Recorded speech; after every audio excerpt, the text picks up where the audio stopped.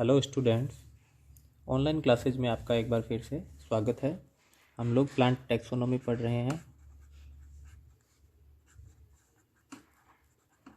जिसमें पिछले क्लास में हमने मॉर्फोलॉजिकल कैरेक्टर्स के बारे में शुरू किया था। आज हम पढ़ेंगे इनफ्लोरेसेंस के बारे में या पुष्पक्रम।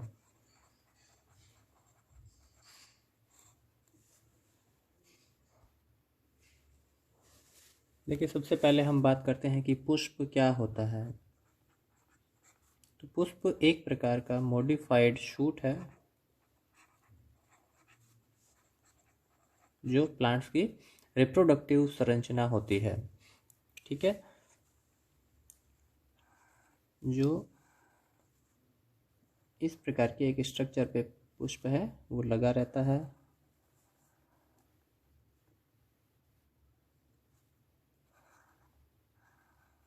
एक पुष्प के 4 भाग होते हैं।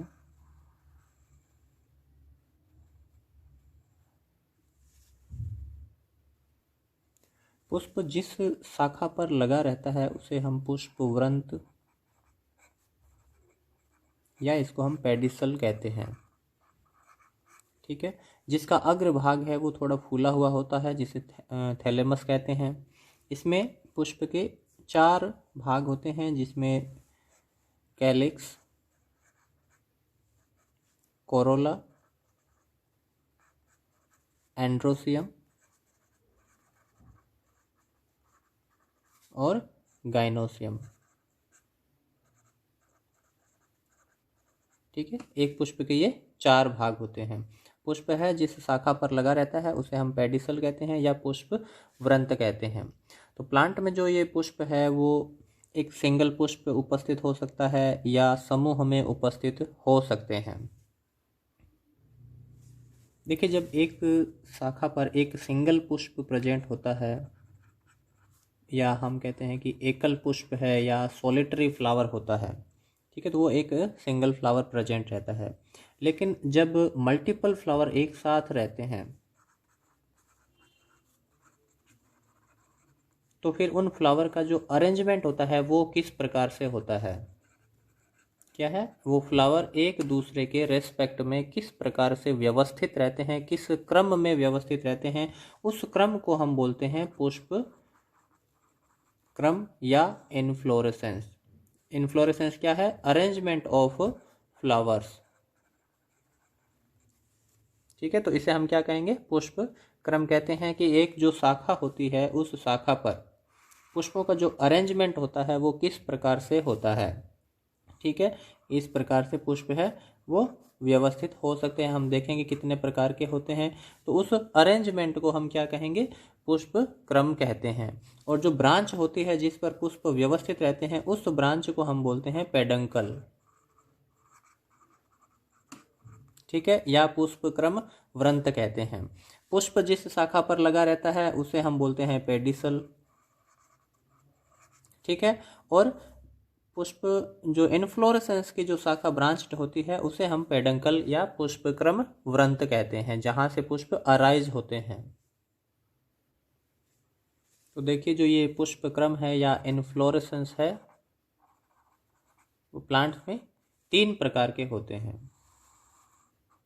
ठीक है, 3 प्रकार से पुष्प है वो व्यवस्थित हो सकते हैं प्लांट में। एक पुष्पक्रम है जिसे हम रेसिमोस बोलते हैं या इसको एसिमाक्षी पुष्प क्रम कहते हैं। दूसरे टाइप का पुष्पक्रम है जिसे हम साइमोस या ससीमाक्षी पुष्पक्रम कहते हैं। और थर्ड टाइप का है उसे हम स्पेशल या विशेष प्रकार के पुष्पक्रम में विभाजित करते हैं। तो जो पुष्पक्रम है प्लांट्स में 3 प्रकार से हो सकते हैं: रेसिमोस इनफ्लोरेसेंस, साइमोस इनफ्लोरेसेंस और थर्ड है स्पेशल टाइप ऑफ इनफ्लोरेसेंस। 3 प्रकार से प्लांट्स में पुष्पक्रम हमें देखने को मिलते हैं।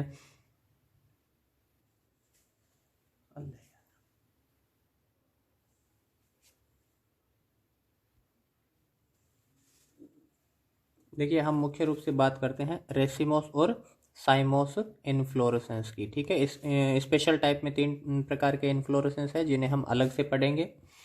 रेसिमोस और साइमोस इन्फ्लोरेसेंस है, इनमें क्या डिफरेंस होता है, किस प्रकार से फ्लावर है इनमें व्यवस्थित रहते हैं। देखिए, हम बात करते हैं पेडंकल की या पुष्पक्रम अक्ष की। ठीक है, रेसिमोस इन्फ्लोरेसेंस है, इसके में जो पेडंकल की जो ग्रोथ होती है वो इनडिटर्मिनेट ग्रोथ होती है। ठीक है, इनडिटर्मिनेट ग्रोथ या अनलिमिटेड ग्रोथ या कंटिन्यूअस उसमें ग्रोथ हमें देखने को मिलती है। ठीक है, और इसमें जो साइमोस इन्फ्लोरेसेंस है, इसमें जो ग्रोथ होती है वो डिटर्मिनेट ग्रोथ होती है। देखिए, ये कैसे होता है कि इसके अंदर जो ग्रोविंग पॉइंट होता है, जो अग्र सिरे पर होता है, ये पेडंकल है वो लगातार आगे की तरफ वृद्धि करता रहेगा। जबकि साइमोस इन्फ्लोरेसेंस है, इसमें जो पेडंकल है इस तरह से वृद्धि करता है और उसके बाद में यहाँ पे एक फ्लावर उत्पन्न हो जाता है जिससे इसकी आगे वृद्धि नहीं हो पाती है।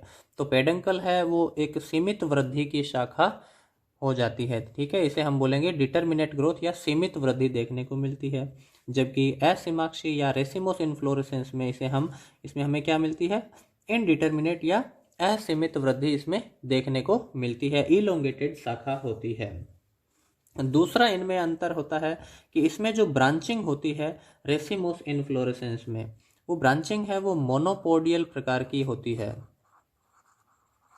ठीक है, मोनोपोडियल ब्रांचिंग क्या होती है, देखिए इसके अंदर यदि ये जो शाखा है ये लगातार आगे वृद्धि करती रहेगी और इसमें जो ब्रांचेज होगी वो इस तरीके से छोटी छोटी साइड ब्रांचेज है वो निकलती रहती है।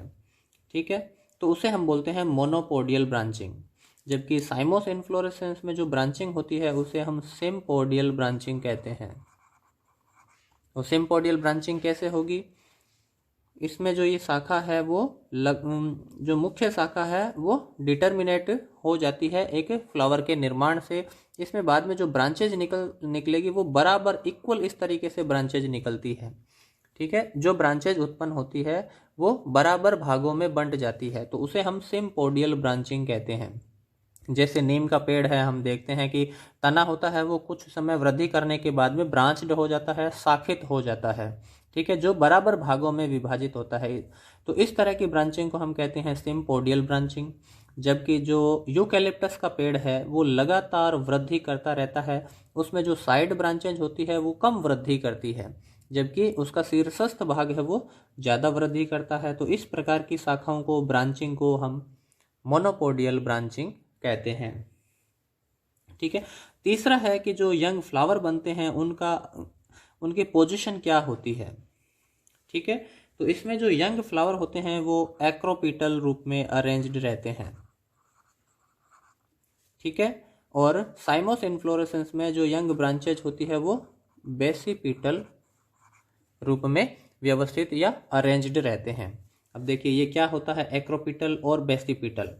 ठीक है, देखिए यहाँ पे जो पेडंकल है इसका होता है बेस और यहाँ पे होता है इसका एपेक्स रीजन या ग्रोविंग पॉइंट, शीर्षस्थ रीजन। ठीक है, पेडंकल है उसका एक आधार होगा, बेस होगा जो ओल्ड पार्ट होता है, और जो यंग पार्ट होता है जो लगातार वृद्धि करता है उसे हम एपेक्स कहते हैं। इसमें भी ये दोनों चीज़ें लागू होती है, यहाँ पर बेस है और यहाँ पे एपेक्स रीजन है।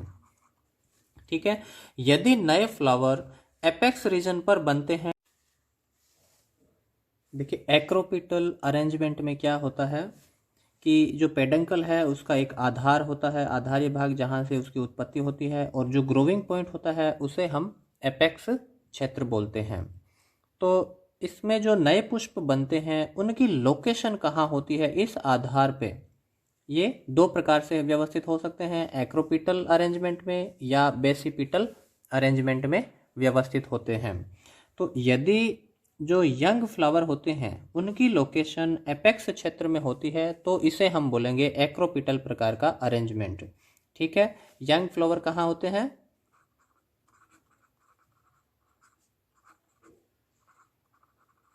यंग फ्लावर है वो एपेक्स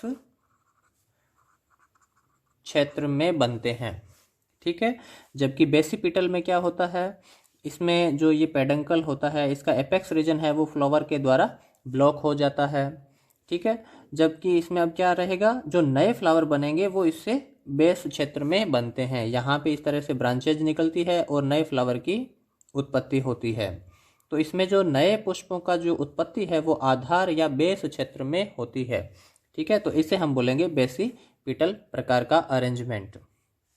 तो जो रेसिमोस और साइमोस इन्फ्लोरेसेंस है, इसके जो हम टाइप भी पढ़ेंगे वो इन 3 चीज़ों से हमें ज़्यादा क्लियर होंगे कि रेसिमोस है उसके अंदर पेडंकल की जो ग्रोथ होती है वो इनडिटर्मिनेट ग्रोथ होती है। ठीक है, इसका एपेक्स रीजन है वो ग्रोविंग पॉइंट होता है, वो फ्री होता है और वो लगातार वृद्धि करता रहता है। तो इस प्रकार की इसे क्या बोलेंगे हम, इनडिटर्मिनेट ग्रोथ होती है। साइमोस इन्फ्लोरेसेंस में क्या है, डिटर्मिनेट ग्रोथ हमें देखने को मिलती है। इसमें जो ब्रांचिंग होती है वो मोनोपोडियल प्रकार की ब्रांचिंग होती है। क्यों होती है, क्योंकि इसके अंदर मुख्य अक्ष है वो लगातार वृद्धि करेगी, साइड ब्रांचेज होती है वो कम वृद्धि करती है। तो इस प्रकार की शाखन को हम मोनोपोडियल शाखन कहते हैं। और साइमोस इन्फ्लोरेसेंस के अंदर जो शाखन होता है वो सिम्पोडियल प्रकार का होता है, जिसमें ब्रांचेज होती है वो इक्वली डिस्ट्रीब्यूट होती है, बराबर 2 भागों में या 4 भागों में विभाजित हो। तो नेक्स्ट क्लास में हम रेसिमोस और साइमोस इन्फ्लोरेसेंस के प्रकार का अध्ययन करेंगे।